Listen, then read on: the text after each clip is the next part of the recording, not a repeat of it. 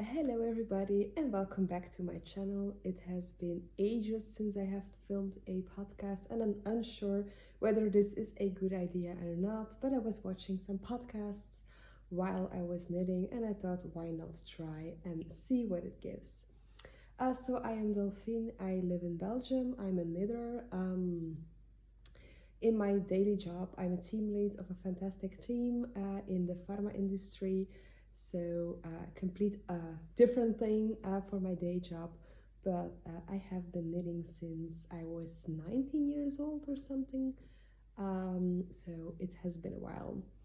As it has been such a long time that I have been filming, I won't show you everything I finished in that time, and I also won't show you all of my whips because that is impossible, but let's just start. This is a new finished object that I'm wearing. It's the Orla sweater that I have been test knitting for the Knit Purl Girl. The Knit Purl Girl is a designer I really love to test for because she just gives us so much time and she's lovely. The yarn, so the main color is a Amel Malmedy, which is a superwash merino yarn. And the colors that you see here and here on the sleeves are leftover fingering weight yarns held double. So yeah, it's a perfect stash busting project actually. I really like the colorwork yoke and the color. It's the first time I'm making this type of color and I really love it. As this sweater is a superwash merino, it's perfect for like now, early fall when the temperatures are still above 15 degrees outside. So I can already wear it without itchiness, which, for example, a sweater with mohair would be too hot to wear right now. So this is actually what I'm wearing today, and it's also the only avo that I will be showing you today. Then I want to talk about whips. My main whip is this one, just taking it. It is the 1983 sweater by Max and Knitter. I'm knitting it for my husband. I'm at the last 3 rows of color work, so it has been quite a lot of work. I'm using Drops Lima for this, which is a DK weight yarn, and it's a mixture of wool and alpaca. So yeah, I think it will be a very warm sweater, especially with the color work, but I'm loving the project so far. So I haven't knitted a sweater for my husband for the last couple of years. I think it's from 2022 or 2021 that I have been knitting a sweater for him, but he was asking for a sweater and the dark blue Lima was in stash actually for a sweater for him, but yeah, eventually at first I wanted to make a textured sweater for him, but I thought it wouldn't motivate me because my husband is bigger than me and taller than me, so it would be a lot of repetition. And I asked him if he wanted to have a colorwork sweater because that motivates more, and he said yes. He agreed with the pattern and the colors, so that's how I started this sweater, and it really motivates as for the moment I am in the second weekend knitting on this sweater and I almost finished the yoke, which is incredible. Yeah, of course, I did have quite a lot of knitting time in the last couple of weekends, so it's not that this is only a few hours of work, this is a few days of work, but I have been knitting on it quite, non-stop actually. So I'm a little bit anxious to see how it fits. I let him try it on like 4 rows ago, and it seems fine, but we'll only know once I have split it for sleeves, and of course you really only know in the end, especially with color work. I have learned a lot from this project as it's not an easy project. It has quite a lot of long floats And also now and then I have 3 rows with 3 colors at once, which is a new thing to me. But I have a resource for that. I have this book, which is Colorwork in Round by Alongavek Anna. It has so much information about knitting colorwork, and it's a really good book to improve your colorwork knitting skills, actually. So yeah, I would really recommend this book. If you would have other books that you would recommend to learn or improve colorwork skills, please let me know, because I would really love to try Intarsia ones and maybe some more colorwork techniques as well. So this is my main whip. During the week I didn't have a lot of time to knit on it, so I cast it on a GK weight sock. It's from the book of Delphine Knits. The yarn is a Katja yarn from a couple of years ago. It has been in my stash for 4 to 5 years, I guess. Yeah, I choose a DK weight sock because it will go fast. I had the yarn in stash and I don't have to think.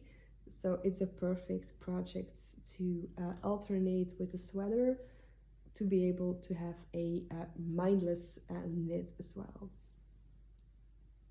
So those are actually the 2 knits that I alternate for the moment, but I have some more bags lying around with some exciting projects in.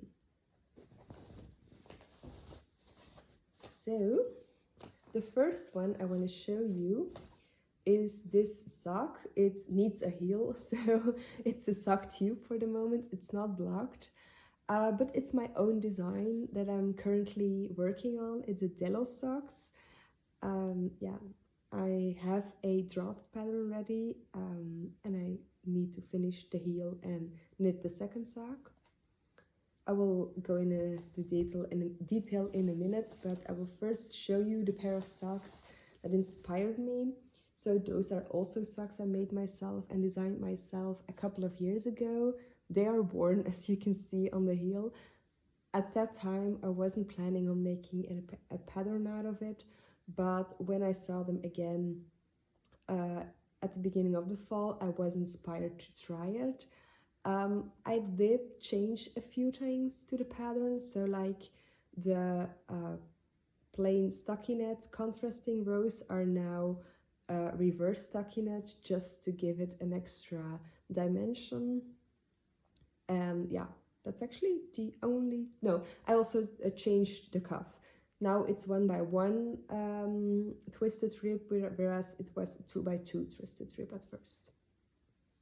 So this sock is a combination of Sandnes Sisu for the main color, so the anthracite color, and the contrasting color is a Jawol from Lang Yarns, which is the basic sock yarn, I guess, in Belgium. So I really like the contrasts. These are Anel sock yarns, actually. I will make the heel, I think, later this week and go through my pattern again and then knit the second sock. I'm quite anxious to put it into testing, but I will try to get it in testing in November somewhere. So I hope to film another podcast soon to launch a testing call. I won't rush anything, so it will be a super relaxed testing call and a super long deadline because I'm working as well, so I don't have time to constantly respond to things or change things, so it will be more laid back testing call. But we'll see what it gives. If it's not November because life gets in the way, then it will be like that.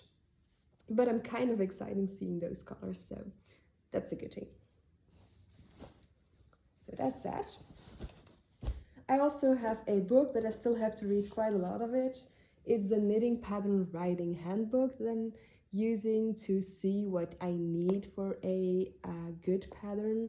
I have read a little bit out of it, but not a lot, so I will read more in it soon. If you would have book recommendations for knitting, for writing knitting patterns, please give them so I can have a look at them as well. And then another thing that I'm designing, don't know if I will if I will make a pattern out of it or not, but I'm making fingerless mittens. I have two versions actually. The second the second one of this version is on the needles, but this is the first one. Let me try it on. It's kind of snug, so that's why I'm not sure how it fits. It's unblocked for the moment, but it's actually a fingerless mitten in Drops Daisy. It's a merino non-superwash. It's cabled, which I really like. As you can see, because I want to show you what I will do differently with the second version, the thumb is in reverse stockinette, so actually has purl bumps, whereas in the second version it will have just knit stitches at the thumb. Yeah, so it's really long because I like it. It's snug to my arm because I don't like a fingerless mitten to be too loose, but I think this one might be too small. So for the second one of this version, I'm knitting a needle size bigger. So this is on a 3mm and this is on a 3.25mm needle. So this is actually the first version that still needs to be finished at some point. Oh, my sock yarn. And then I have a second version on my needles, which is here. I only have a few centimeters, but this one will have more repeats of the cable, so it will be a little bit bigger in circumference. I have changed the number of stitches in between so that it won't be too large, and the thumb will be in the middle of a cable so that you will have the thumb coming out of this cable and being in just stockinette stitch. Don't know how it will look, don't know how it will fit because I only have 3 centimeters, but we'll see what it gives. So of course I don't know if I will make a pattern out of it or not, but I just like playing with the stitches. This is an Melody, so it's superwash merino. I believe this will be more suitable for my way of using fingerless mittens than the Drops Daisy, because I go to work with my bike, so I tend to use my hands for steering the wheel and using the brakes, etc. So I think I will have a lot of felting on my gray ones, and that shouldn't happen on my green ones. But yeah, it's just fingerless mittens, so I can't be bothered too much. We'll see what it gives eventually. So just put everything back. Those are actually my main whips for the moment, and what I have been thinking on design-wise. I have plenty of other plans.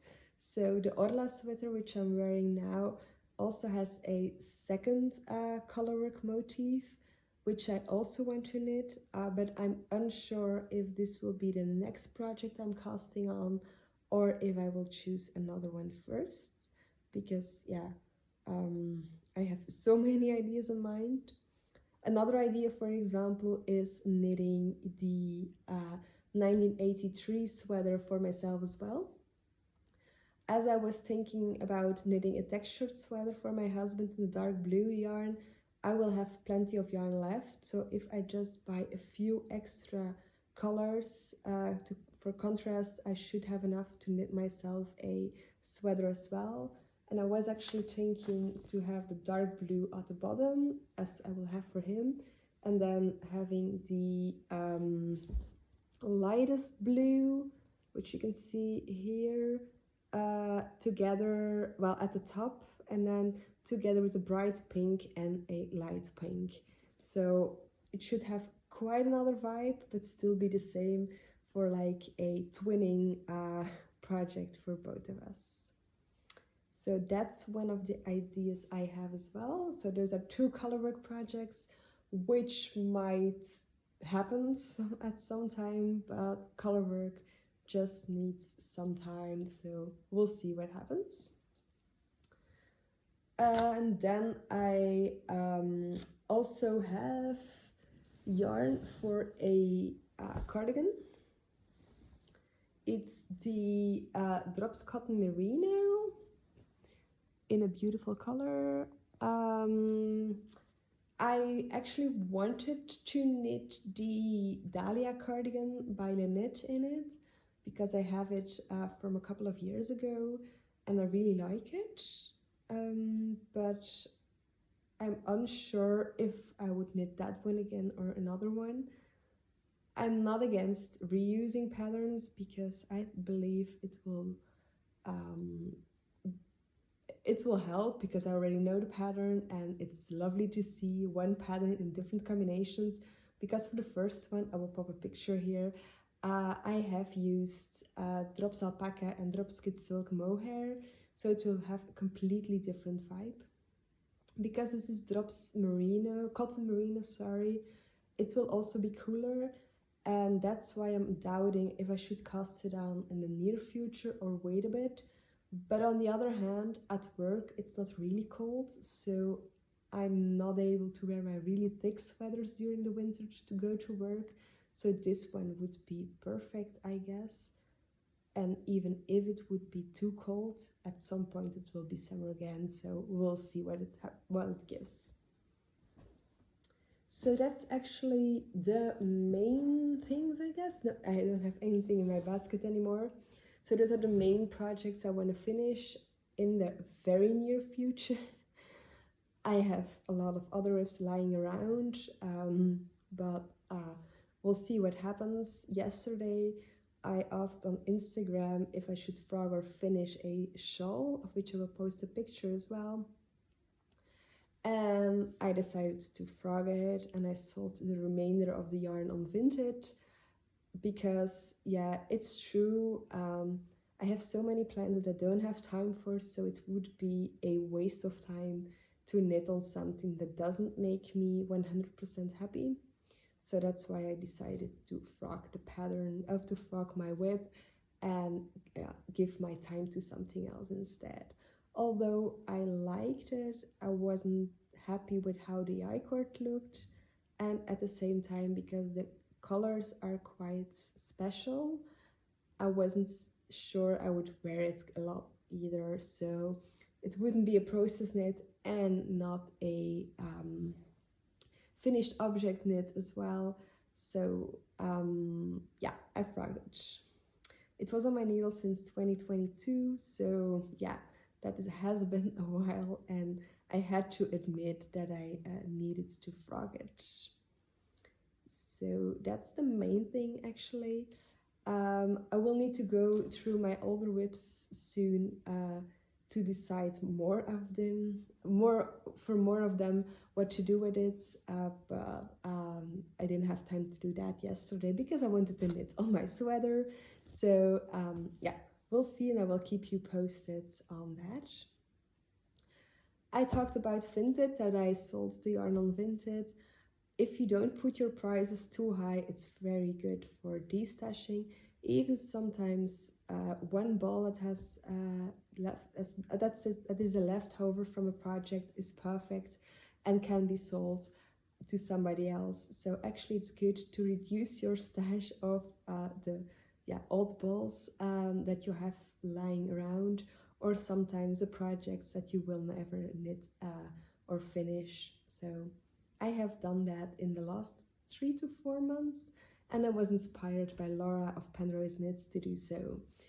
So that's something I want to give you as a tip as well if you want to destash.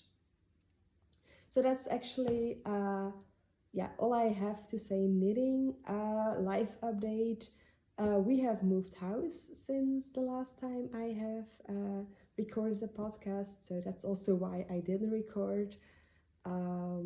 Yeah, we're happy in our new house. It's so much easier, and I really love being here.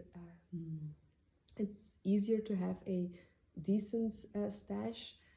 So when we moved, I did a de-stash, and now I'm trying to keep my stash under control, but I still have way too much, so I should further de-stash and knit from stash.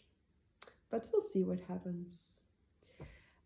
I'm unsure if this podcast will get any views, but we'll see what happens. And well, thanks for watching, and please subscribe or give me a like. Thank you.